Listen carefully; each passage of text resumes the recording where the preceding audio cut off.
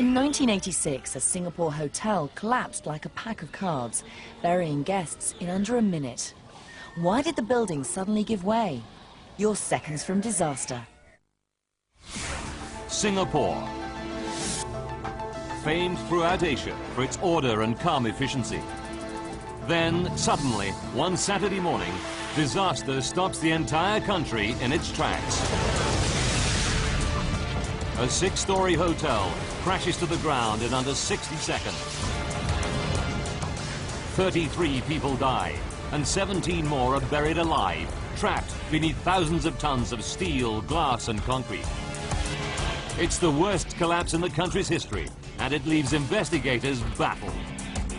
Now, using advanced computer simulations, we reveal exactly what caused the tragedy. Disasters don't just happen. They're a chain of critical events. Unravel the clues and count down those final seconds from disaster.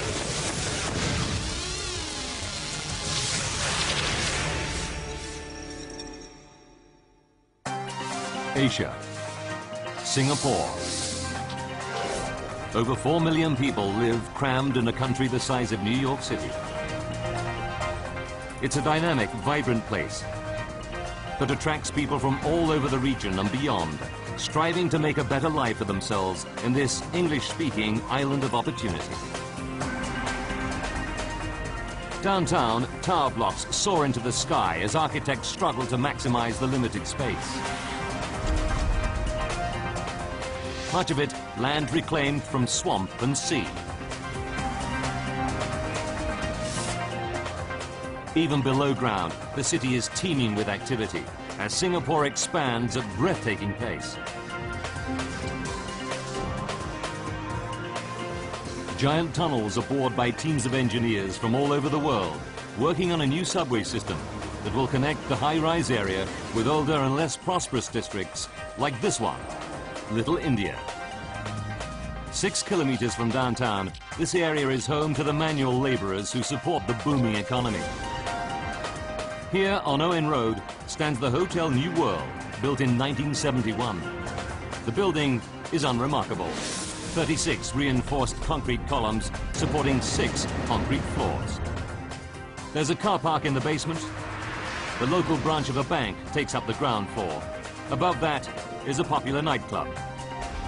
And a budget hotel occupies the rest of the building. As is usual in this hot climate, air conditioning units and water tanks are installed on the roof.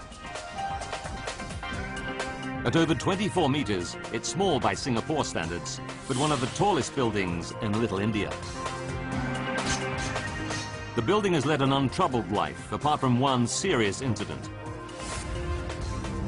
In 1975, when a gas leak poisoned 35 people. Everybody made a full recovery, and the building was given a clean bill of health. March 14th, 1986, 11 years later. It's a Friday night, and as usual, Madame Lily Teo, the nightclub hostess, sets up the first-floor bar in preparation for a busy evening, expecting the usual mix of businessmen and couples who visit her club.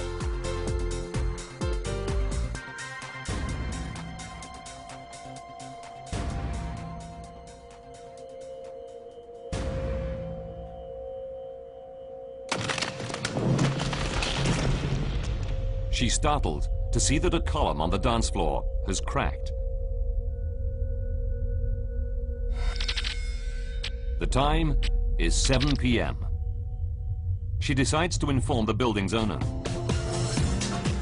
Shortly afterwards, with the nightclub now open, a couple of workmen start repairing the damage. No one pays much attention to them. By 9:15 p.m., the club is in full swing. In the staff dressing room, one of the girls checks her makeup.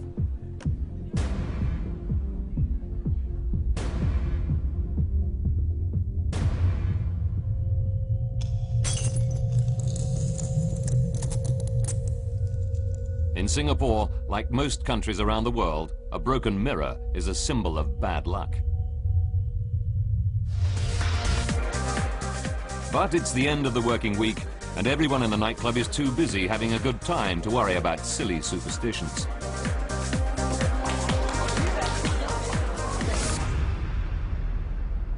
The next morning, Saturday, March 15th, 8 a.m.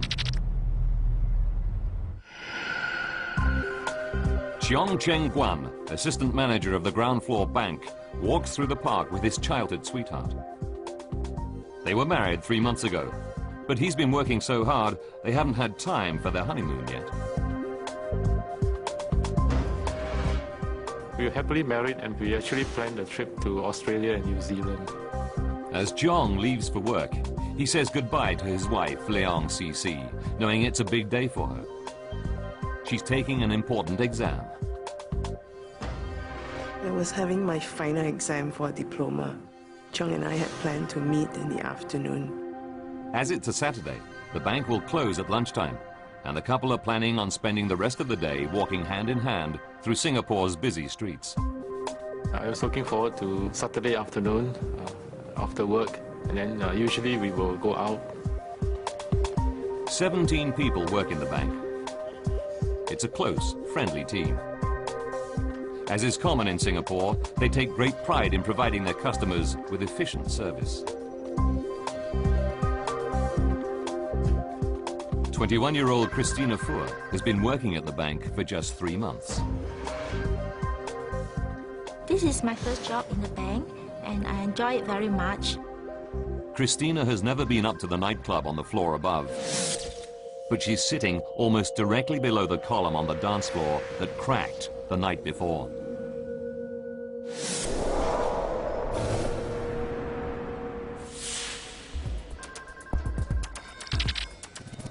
10:10 a.m.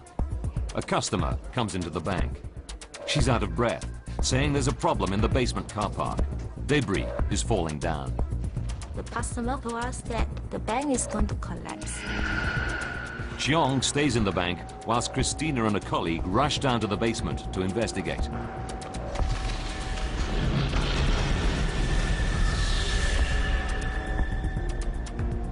Although none of the cars are damaged, as they're leaving, they see 2 men in overalls working by a cracked column.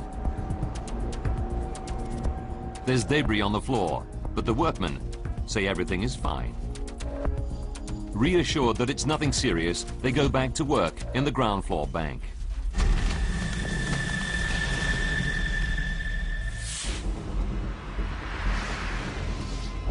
Two floors above, in the hotel reception, staff see cracks and fissures spreading across the wall.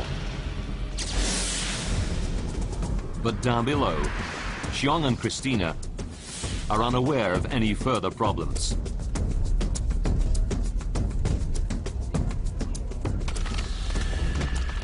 Throughout the building, vital supporting walls and pillars are starting to fracture. The Hotel New World is on the brink of collapse. Something extraordinary is happening within an unremarkable building in Singapore's Little India. Cracks are spreading throughout the walls and supporting columns.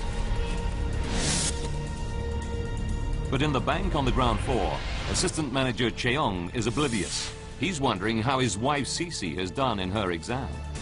I wanted to see how she fared during the exam. It's 11:22 a.m. Further back, Christina is finishing off the week's work when she's startled by a sound. It's falling debris. I actually did not know what's happening. And now she starts to feel vibrations all around her. We can feel the floor is shaking. 11:26 a.m. Now the whole building is starting to shake uncontrollably. Pillars are cracking. Walls are giving way.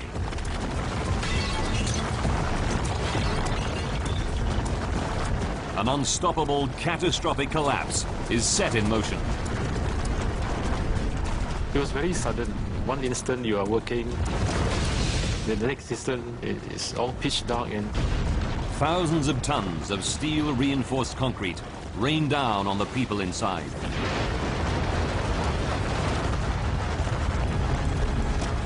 In one terrifying minute, the Hotel New World suffers total structural failure.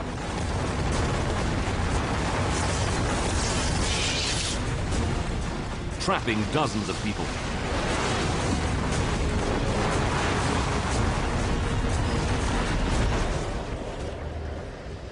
What was once a local landmark and a place of work is now just a huge mound of rubble, surrounded by an enormous cloud of dust, visible for kilometers around.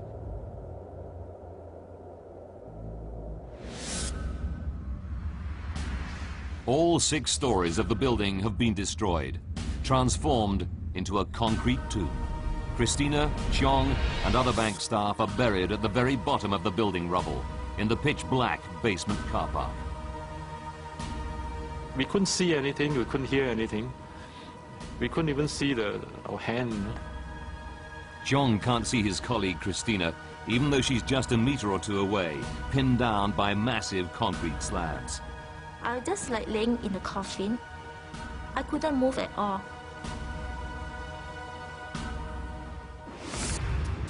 Back on the surface, it's a scene of total devastation. News crews film local people frantically clambering onto the wreckage. They furiously manhandle rubble, desperately searching for any survivors.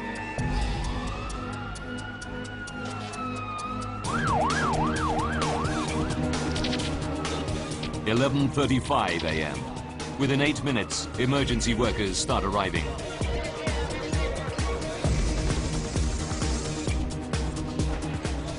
Singapore's top military medic, Dr. Lim Meng Kin, rushes to help.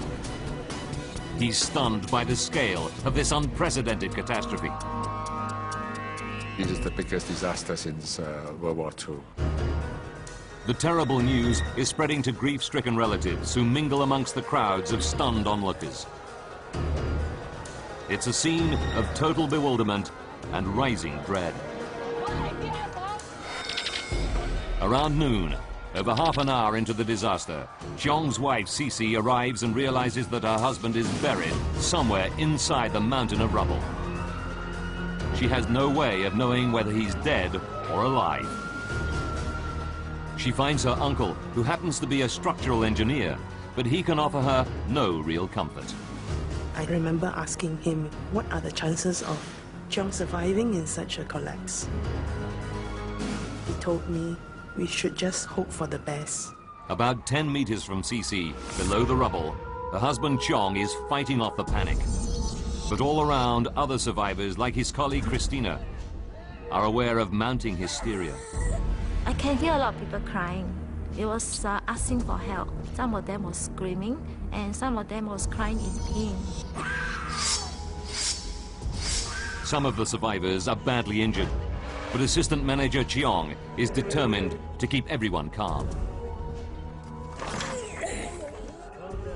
I thought it's a matter of time, people will come to rescue us, you see.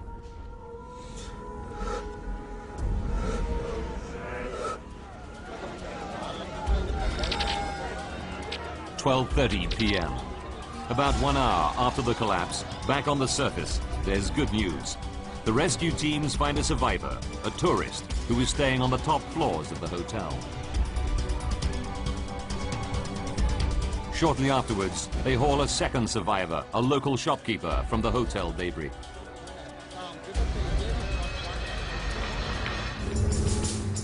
The rescuers hastily put together a list of all those known to have been in the building when it collapsed. They can account for everyone known to have been in the hotel on the top 4 floors. 17 are dead, and 11 have been rescued alive.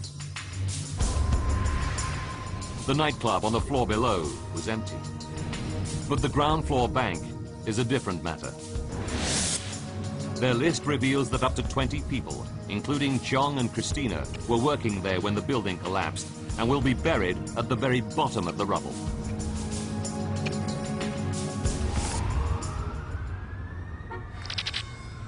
"11:30 p.m. 12 hours after the disaster, the rescue teams are working through the night trying to reach the bank. Heavy machinery hauls huge slabs of debris away from the top. But the rubble is very unstable and shifts dangerously.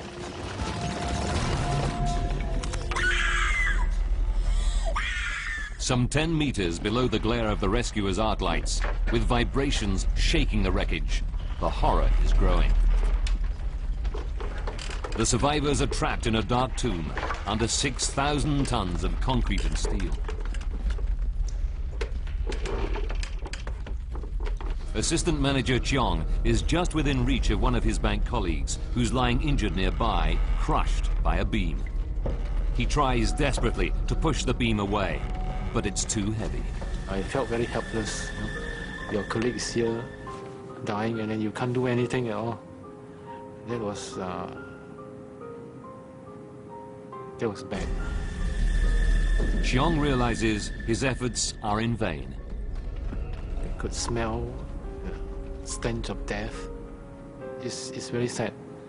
Your own colleague you have been working for so many years with, and all of a sudden he's gone.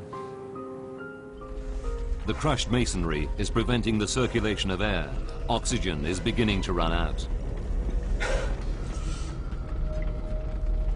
Just a meter or two from Cheong, Christina is becoming desperate.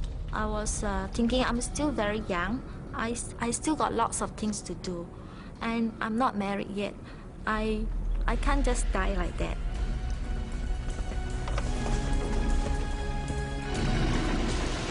Back on the surface, the rescuers still have 10 meters of rubble to dig through. At this rate, it'll take days to reach Cheong and Christina. With the oxygen getting thinner, this is time they just don't have.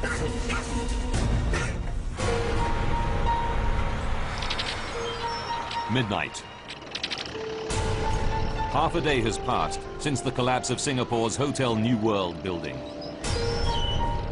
Only 11 people have been pulled alive from the rubble. Christina and Cheong are trapped deep in the basement car park.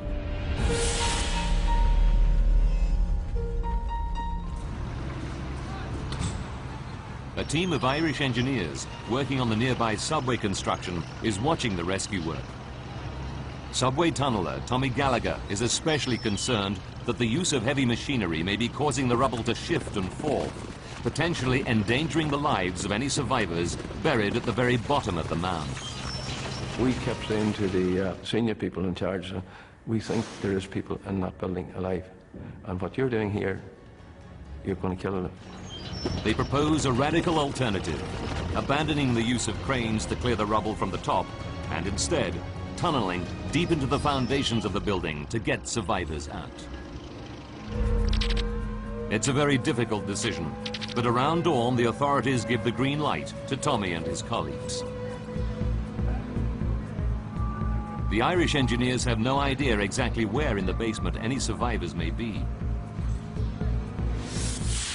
After close examination of the building plans, they decide the quickest way to get into the car park is to break through ventilation shafts accessible from street level. A rescue camera reveals a scene of devastation. The tunnelers have to wade through knee-deep water and push past crushed cars. To their horror, they can smell petrol. They know a single spark could set up a devastating explosion. The car park is a death trap. That's what we were worried about. Any spark of a machinery would... The subway engineers have an agonizing wait whilst the water and petrol are pumped out.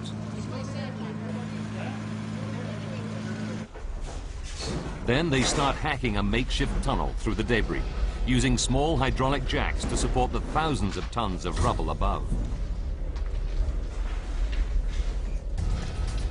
Sunday, 7 p.m. It takes 7 hours to tunnel 9 meters. The ground's so unstable above us, everything. We're just taking a chance, like. Then their worst fears are realized. It started to close in on us.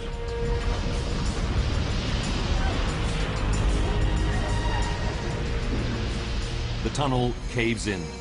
Tommy and his mates scramble out moments before the roof collapses. Their path is totally blocked. Sunday, 7:30 p.m.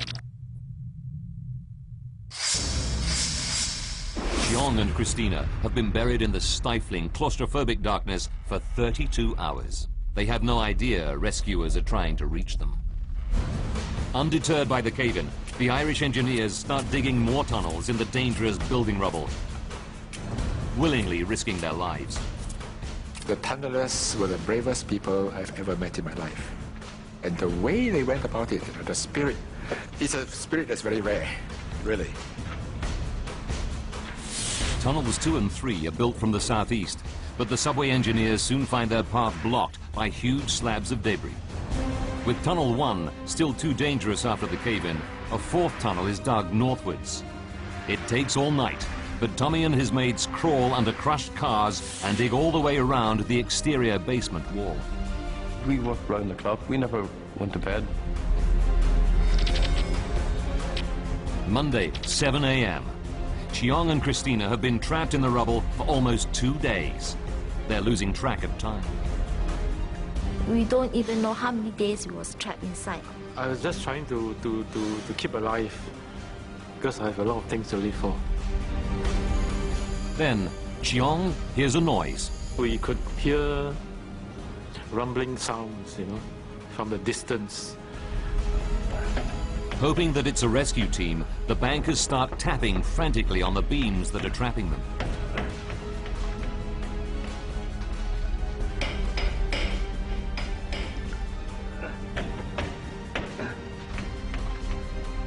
Hello! I'm here! Down here! Where? Coming to get you! We was very happy, didn't know where we are. The tunnelers crawl ever closer to Chiong and Christina. They feel they're on the verge of reaching them, but they face one last obstacle. And all of a sudden we had a metre square concrete beam and it was right in front of us. We headed smack on. So they were on the other side of that. They have no idea where in the building the beam came from, but they're desperately concerned that it's helping to support the weight of the collapsed building above them. 6,000 tons of rubble are balanced delicately above the heads of Christina, Chiong, and now the tunnelers. It's noon on Monday, 2 days into the disaster. The rescue workers decide they have no choice except to break through the huge concrete beam. Dr. Lim joins them, ready for any emergency. You don't think of the danger. There's somebody at the end of the tunnel and you want to reach that person. The tunnelers' drills carve through the concrete surprisingly fast. A few meters away, in the darkness, Chiong hears the drilling getting louder. They keep asking me, can you see a light? Can you see a light? Finally, I could see. There's a chink of light from somewhere. Soon, Chiong is able to see the rescuers just the other side of the hole. The tunnelers are terrified that they may have cut through a major supporting beam. They fear the rubble could come crashing down at any moment. They tell Chiong to stay where he is whilst they prop up the roof. I said, no thank you, I'm coming out. Chiong cannot bear to stay another moment in the darkness. He scrambles towards safety. He just ran. I said, I don't blame you either, because he thought he would never come out of there alive, he said.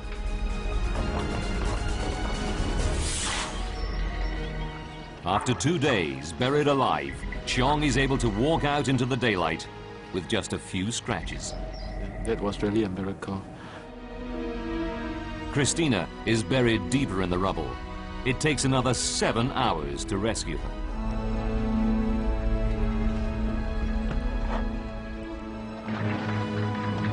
Dr. Lim leads Christina away on a stretcher.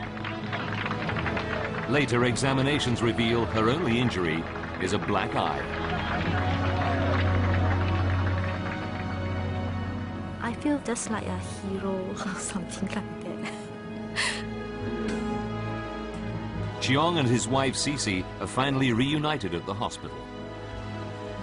It was such a moment of joy, such great joy. You just feel that life is very fragile. Anytime it can be taken away from you, and you just live. Thanks to the pioneering use of tunnels to dig into the very deepest parts of the rubble, 6 more survivors are ultimately pulled alive from the wreck of Hotel New World. In all, 17 people have been saved.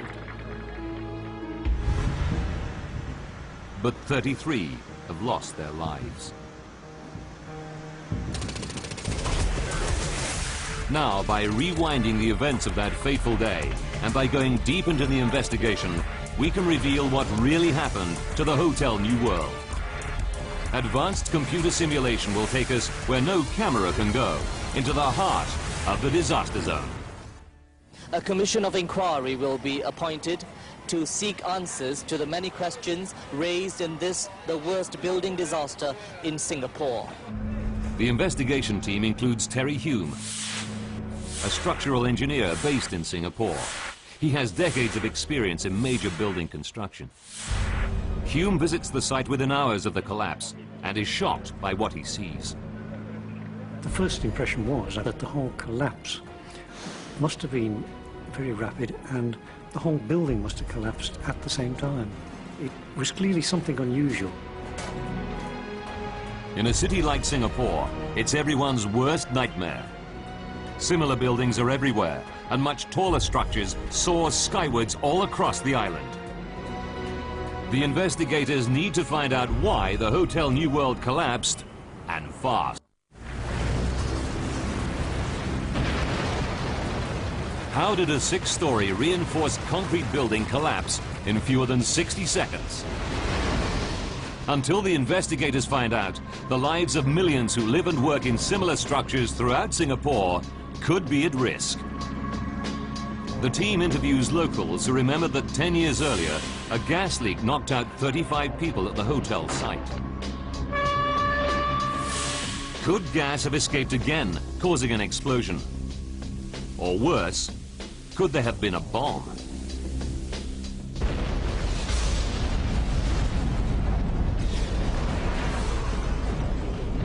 It's investigator Terry Hume's first hunch. He knows that explosions leave telltale signs, what the experts call a distinctive signature.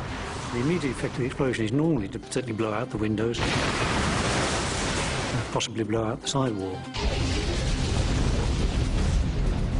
You would see some sort of evidence of this explosion blowing the debris out or window shattered.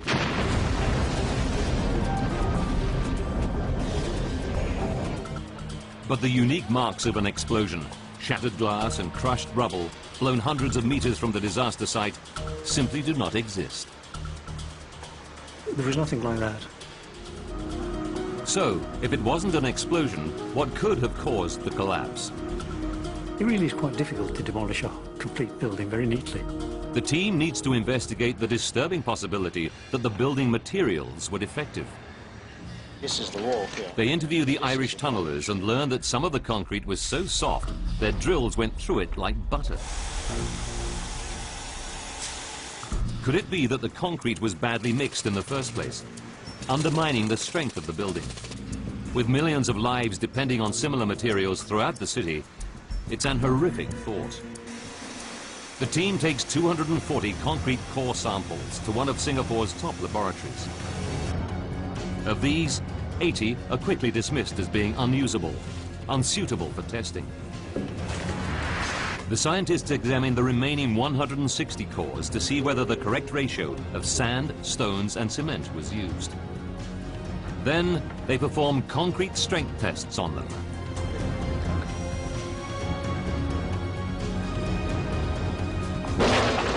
The cores do fracture, but only under very heavy loads. The materials they test meet internationally accepted safety standards. It was a disappointment because that was the easy solution. If the concrete had been poor quality, you'd have immediately had an answer to why it collapsed. Hume concludes the reason the concrete seemed soft was because it was fractured during the violence of the collapse itself.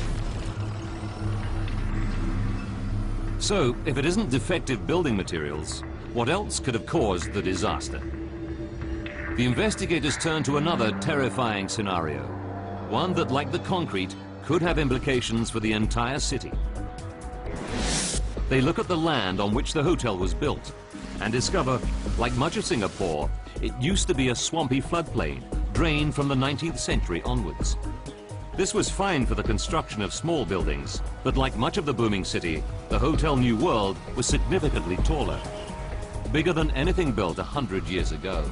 If the reclaimed ground was unstable, could the collapse be just the beginning of an island-wide disaster?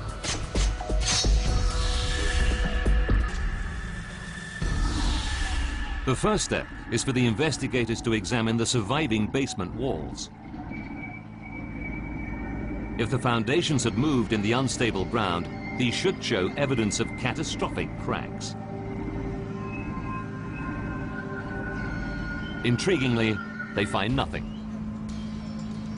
To make sure, they analyze the composition of the soil. The team drilled deep into the ground to take samples.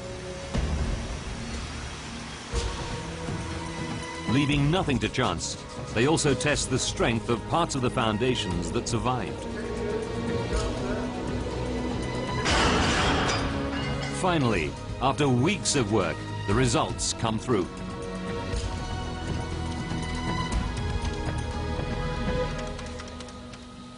Although there was evidence of some small ground movements, the team is forced to conclude that it was not enough to have brought down the building. It became clear that there hadn't been a failure in the foundations. They were quite reasonably well constructed. With yet another avenue closed, the team turned their gaze even further underground. Could the construction of Singapore's new subway have weakened the building's foundations and caused it to collapse? When you build an underground railway in any town, anything that goes wrong is immediately laid to the blame of the underground railway. Could the subway tunnellers be responsible for the disaster itself? It was a bit of a kick in the teeth to us, really, yeah. The investigators quickly establish that the closer of two nearby subway tunnels is less than a kilometre away. What effect could this have had on the building?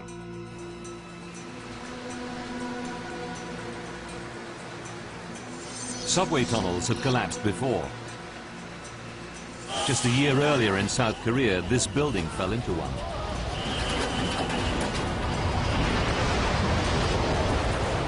It only happened because the building was almost directly above the tunnel. But could there be an unknown mechanism by which the subway was responsible? The Singapore investigators measure the diameter of the tunnel and calculate the ground movements that vibrations would have caused. Even taking this into account, it seems an unlikely solution. Professor Jonathan Wood is a world expert who studied the dynamics of building collapses for over 20 years. If you are within 2 diameters of the tunnel, you can expect quite an effect. Here they were hundreds of yards away. The team concludes that the subway tunnels were simply not close enough to have been responsible for the collapse. Tommy and the tunnellers are in the clear. We knew it was something that happened, a freak accident, and that's exactly what it was. It's now clear that the collapse of the Hotel New World has not been caused by an explosion, by shoddy construction, by swampland, or by subway tunneling. But buildings don't just collapse. It's like a murder investigation. You must find who is responsible. The investigators know they must be missing a vital piece of evidence. It soon arrives from a very unlikely source. The nightclub. The police interview the women who were working in the first floor club the night before the collapse. The nightclub hostess tells them how, as she was setting up the bar, a pillar on the dance floor cracked. The investigators consult the building plans, which show this is column 26 out of a total of 36. They know that a failure of one supporting pillar should not have brought the entire building crashing down. Then they interview one of the girls who was working in the nightclub. She tells them how she was checking her makeup in the dressing room when the mirror shattered. The mirror was attached to another support pillar, column 32. The investigators now know that a second pillar was close to failure.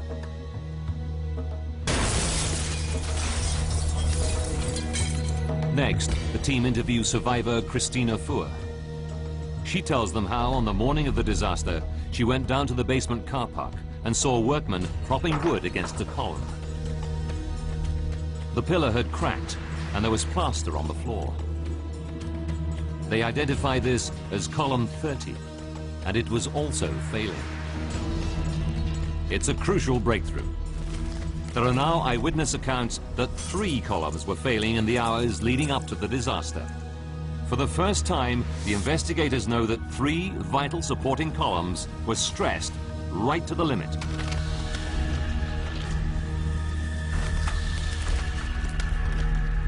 There had to be something very badly wrong with the building, but what could it be? As a last resort, the team starts looking at cutting-edge laboratory research into a little-known phenomenon that could provide the answer. When concrete is stressed to near breaking point, tiny cracks can start spreading deep within the heart of the material. Not only are these micro cracks, as they're called, potentially deadly, but frighteningly, they're invisible to the naked eye. You can only see them under a microscope. It's impossible to know for sure whether the crucial supporting columns of the Hotel New World were suffering from this dangerous disease. But if microcracks are ignored, they eventually cause the surface of pillars to fracture, greatly reducing the amount of weight they can support. At this point, the building would be on the verge of collapse. If the team is correct, like woodworm eating away timber from within, microcracking would have weakened the concrete columns in the building until they were effectively rotten.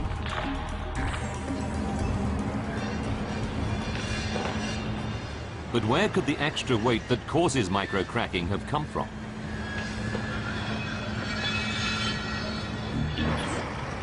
As the site is being cleared, the investigators see massively heavy objects being pulled from the rubble. They examine the blueprints to see whether these were allowed for in the original plans and make a startling discovery. During the 15 years of its lifespan, the building owner added extra loads to the Hotel New World that were not part of the original design. The team learns that in 1975, the bank built a steel-reinforced strongroom weighing 22 tons on the ground floor.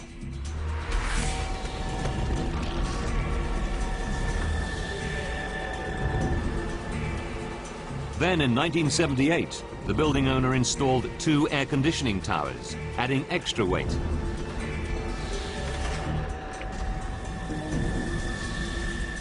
In 1982, to improve the building's lackluster appearance, workmen fixed heavy-duty ceramic glazed tiles to the exterior walls. The weight? Over 50 tons. Finally, in 1986, before the collapse, the building owner installed yet another air conditioning tower on the roof to make conditions in the sweltering Singapore heat more comfortable.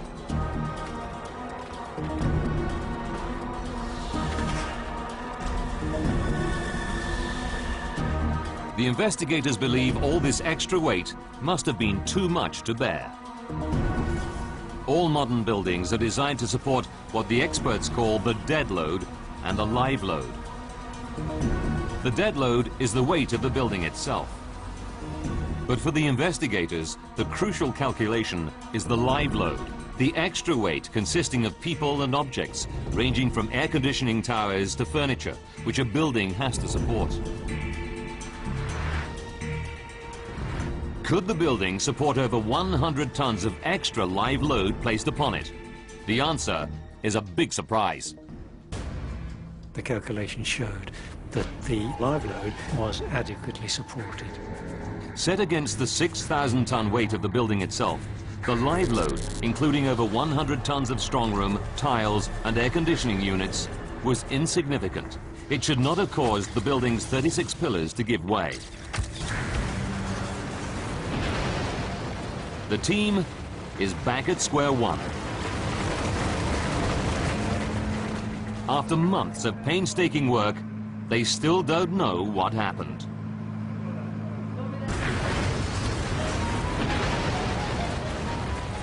The team is certain they must have missed some vital clue that will enable them to understand why Singapore's Hotel New World collapsed.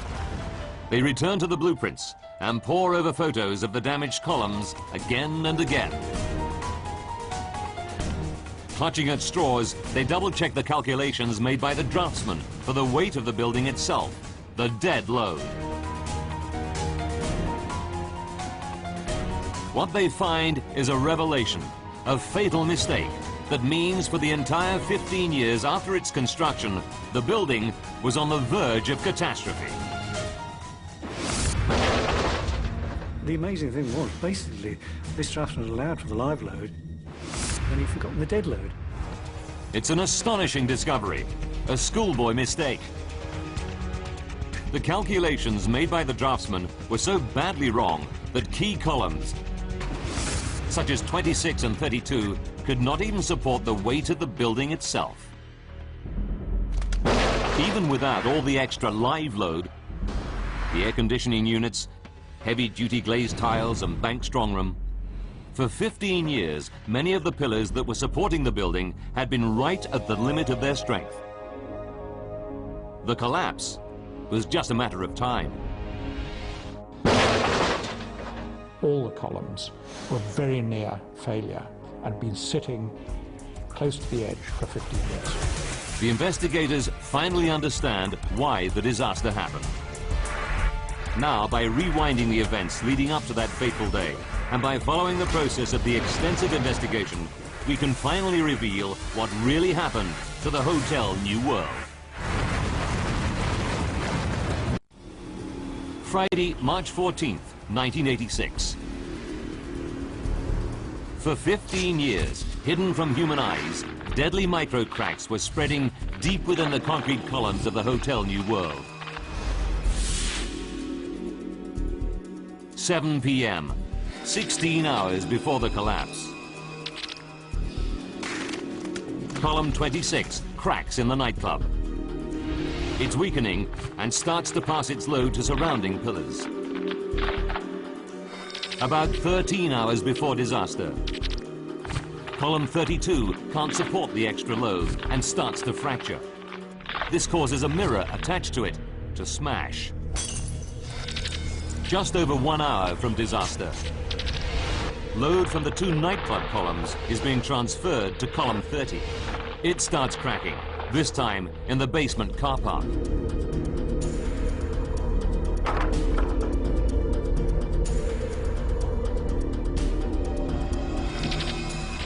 Four minutes before disaster. Above Christina, column 26 starts to collapse, causing debris to billow down and vibrations to spread throughout the bank. As three columns collapse, the building reaches the point of no return.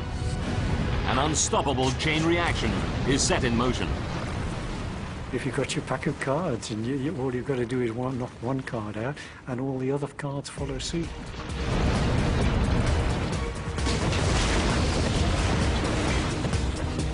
The entire building crashes to the ground in under 60 seconds, killing 33 people.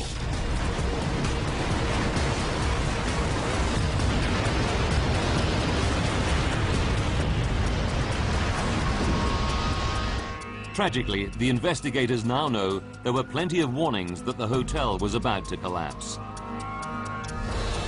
If the building owner had told the authorities that three columns were cracking, instead of ordering workmen to patch them up, disaster could easily have been averted. I believe any structural engineer would have immediately said that you needed to evacuate the building. 33 lives could have been saved.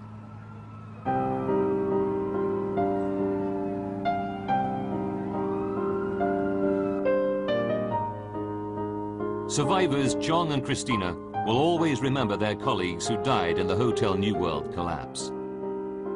I do miss all my colleagues. They are the best that I ever had. But they will also never forget the courage of the subway tunnelers. It was volunteering, and they had to dig through debris which might just fall on them in any time. Without them, I would not be here. So I would like to thank them very much on this. Tommy Gallagher and the subway tunnelers were awarded one of Singapore's highest peacetime honours, the Conspicuous Gallantry Medal.